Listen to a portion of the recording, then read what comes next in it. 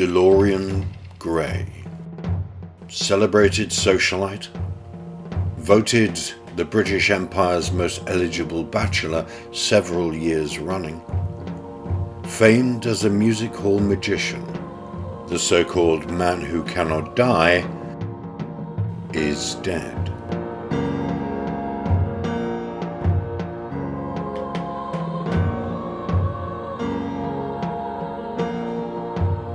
So read the headline of every newspaper in the Empire on the morning of the 30th of November 1900. The shockwave of his death was felt around the entire world.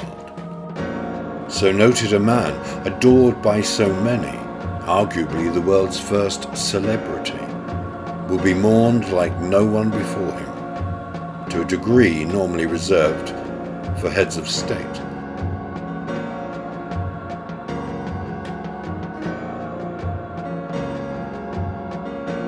The death of a king.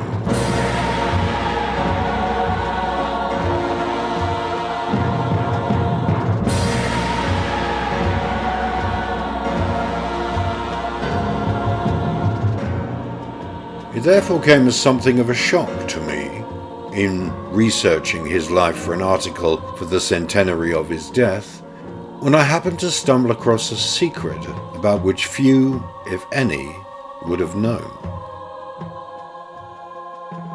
Delorean Grey never really existed. That wasn't his real name.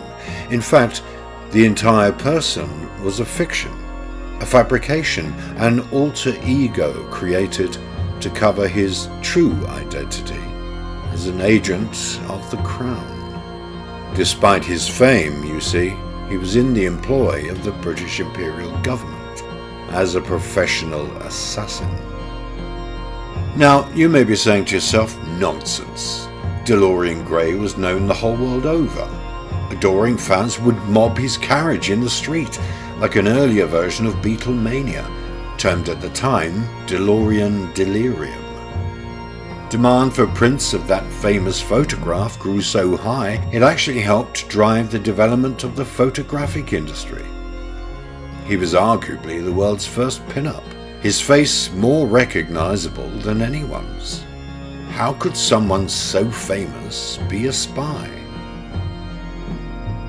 In the first part of this study, I will endeavour to prove the viability of so bold a claim, showing just how plausible it is by way of listing other documented examples.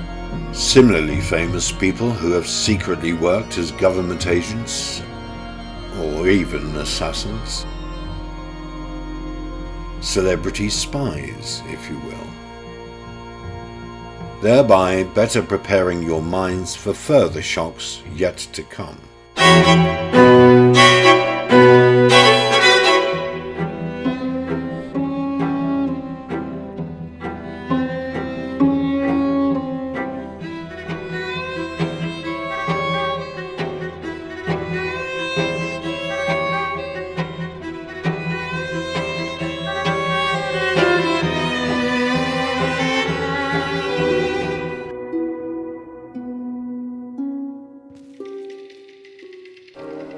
Part 1. Celebrity Spies.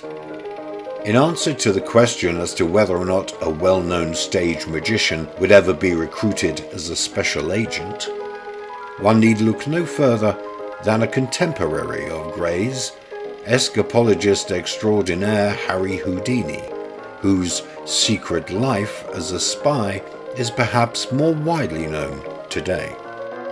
In their 2006 book, The Secret Life of Houdini, William Kalash and Larry Sloman wrote of the so-called Harry Houdini, real name Eric Weiss, being recruited by spy master William Melville, head of an unspecified intelligence section at the British War Office.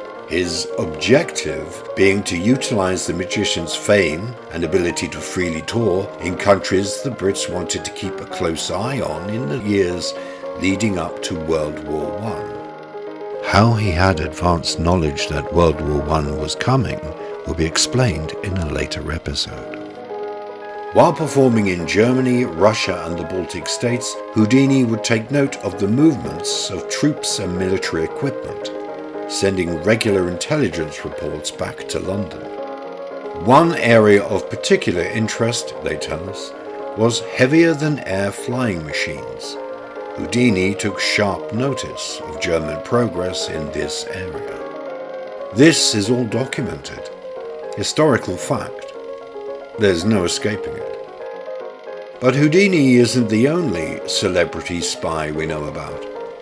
According to Dave Kindy in his article for the Washington Post, Harry Houdini was but one of a surprisingly large number of celebrities who have been involved in espionage during the 20th century. Amanda Olke, Director of Adult Education at the International Spy Museum in Washington, D.C., explains the logic. When it comes to spying, celebrities have the ability to hide in plain sight. They can get close to people who usually want to talk to them because of their fame. They often find out things that real spies would have difficulty in learning. Josephine Baker, 1906 to 1975. During World War II, Josephine Baker, real name Frida Josephine MacDonald, regularly attended parties at embassies and consulates in occupied France, where she'd flirt with high-ranking Nazi officials. Because of her celebrity as a dancer, actor and singer, the German men would swoon over her and sometimes divulge military secrets after being plied with alcohol.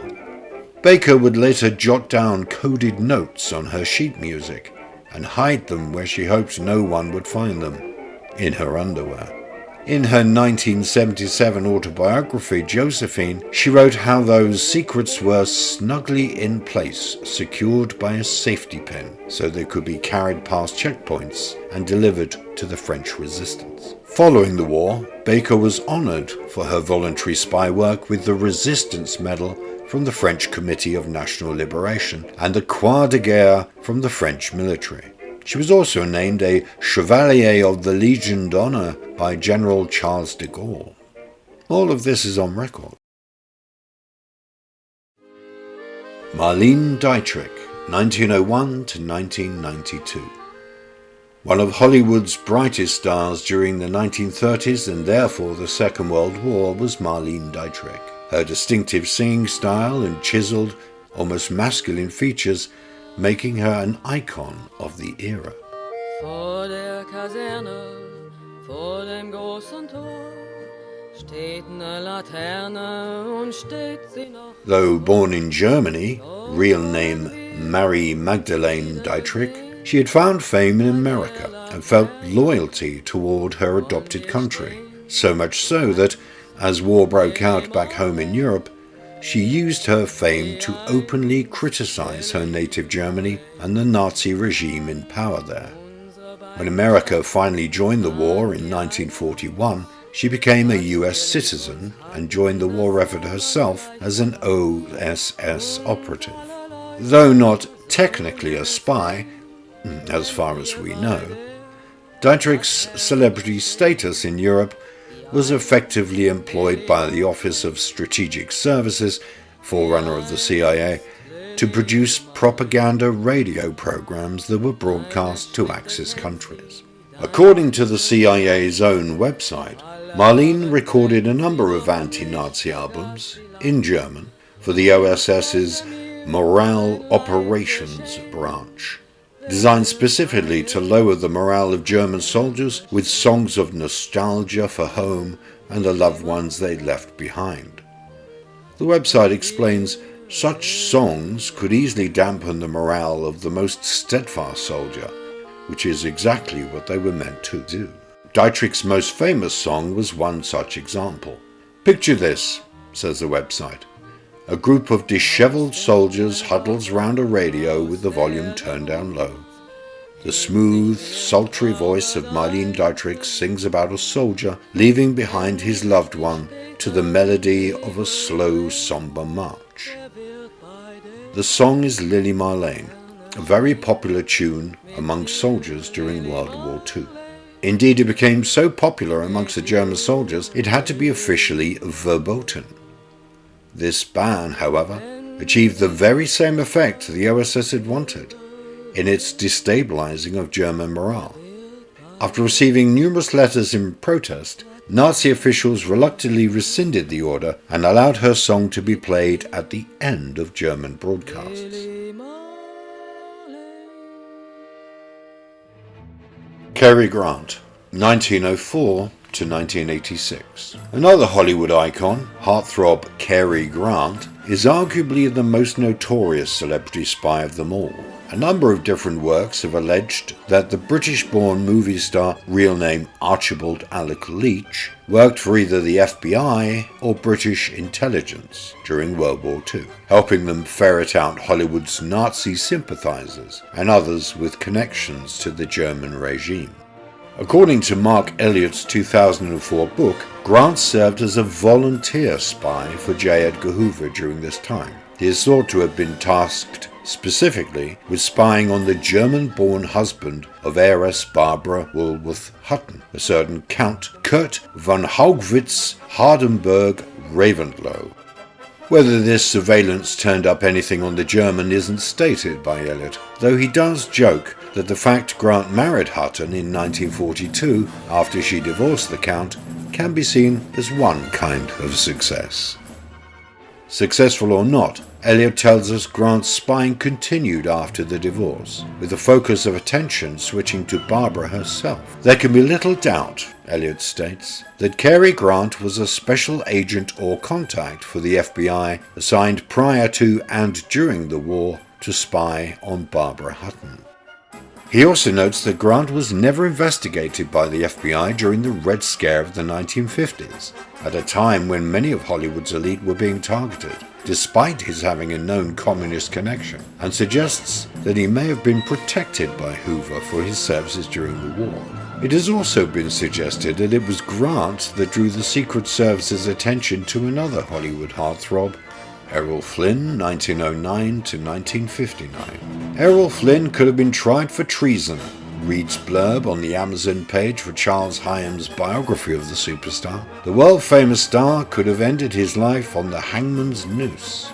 With this somewhat sensationalist statement self-confessed, Hyam's book alleges that behind the fame, behind the matinee idol good looks and the portrayals of characters that epitomize heroism and patriotic adventure, lay a hidden, horrifying truth. That Flynn was a spy for the Gestapo, working in harness with Dr. Hermann F. Urban of the SS. Though the author claimed to have found government records implicating the film legend, Flynn's family have denied the accusation, and no other historian has ever substantiated the claim.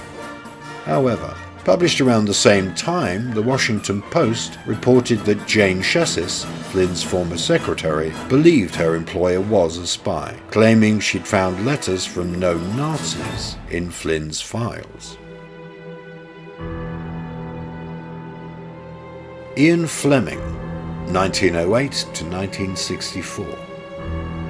Anyone remotely interested in espionage will have heard of Ian Fleming. It's no secret that his popular James Bond spy novels were drawn from his own personal experiences in British naval intelligence during World War II. Before becoming an author, Fleming was the brains behind many of the schemes British commandos used to undermine the German war effort. Operation Mincemeat, for example. The planting of false plans on a dead body to mislead the Nazis before the Allied invasion of Sicily in 1943, being one such a plan he devised. Another was the disastrous Dieppe raid of 1942. According to historian David O'Keefe, Fleming devised this hit-and-run attack on the French coast as cover for grabbing an Enigma, the Nazis' ultra-secret cryptography machine, from German naval officers in the French seaside town. The mission was singularly audacious, but failed. There is no doubt concerning Fleming's central role in the Dieppe operation, right from its inception to its delivery. There is no doubt that the celebrity author had formerly worked in espionage at the highest level.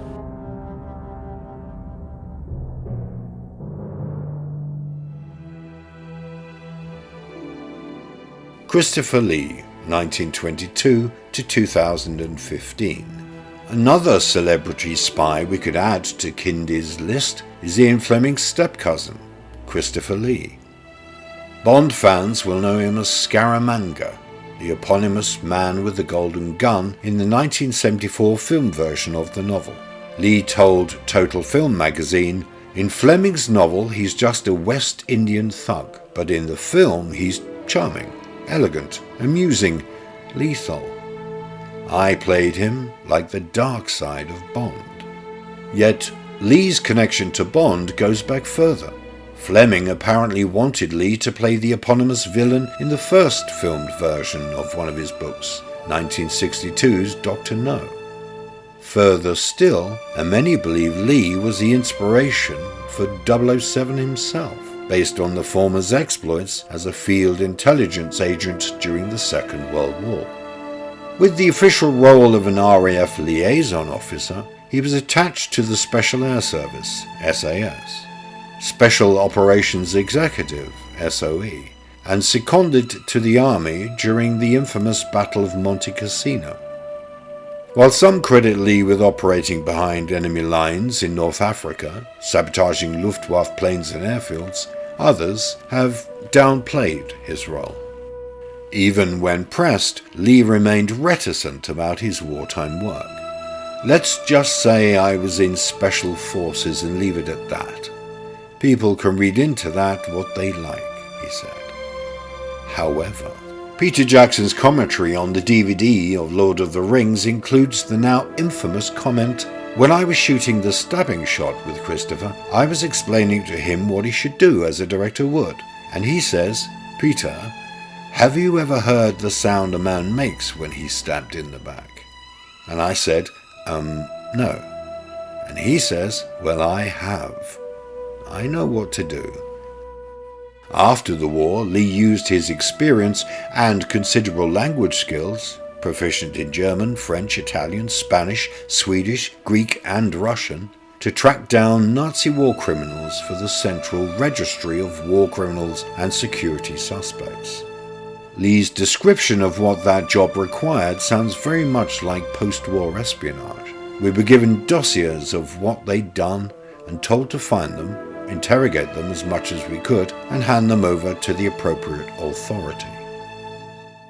Moe Berg, 1902 to 1972. Like Lee, Maurice Moe Berg also spoke 7 languages. Though he had graduated magna cum laude from Princeton University, he found fame as a Major League Baseball player from 1923 until the outbreak of war in 1939. During the war, the retired catcher joined the OSS.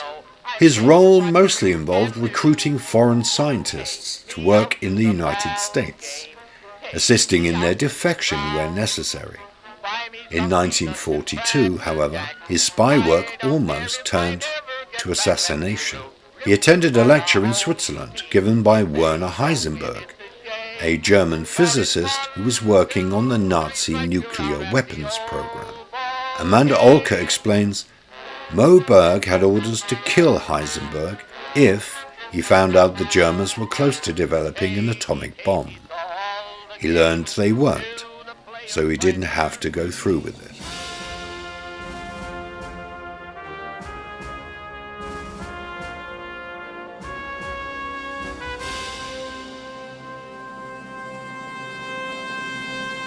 So, in conclusion, we can see that a number of famous faces have led secret lives as spies.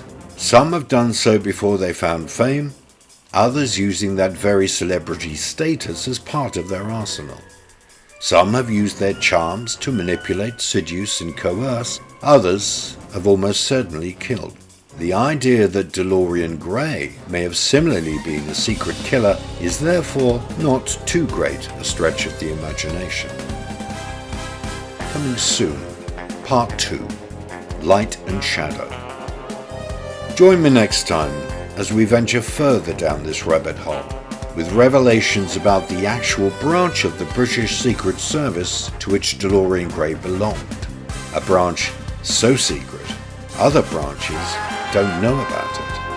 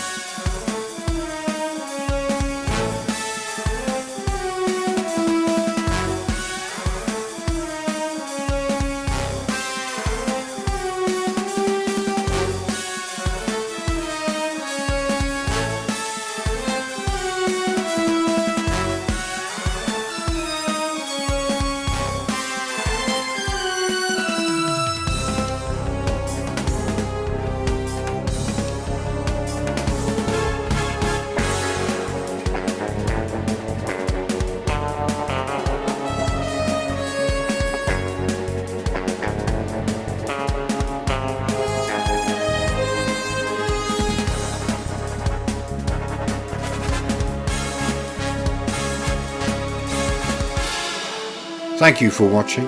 If you'd like to find out more about Delorean Grey, please like and subscribe.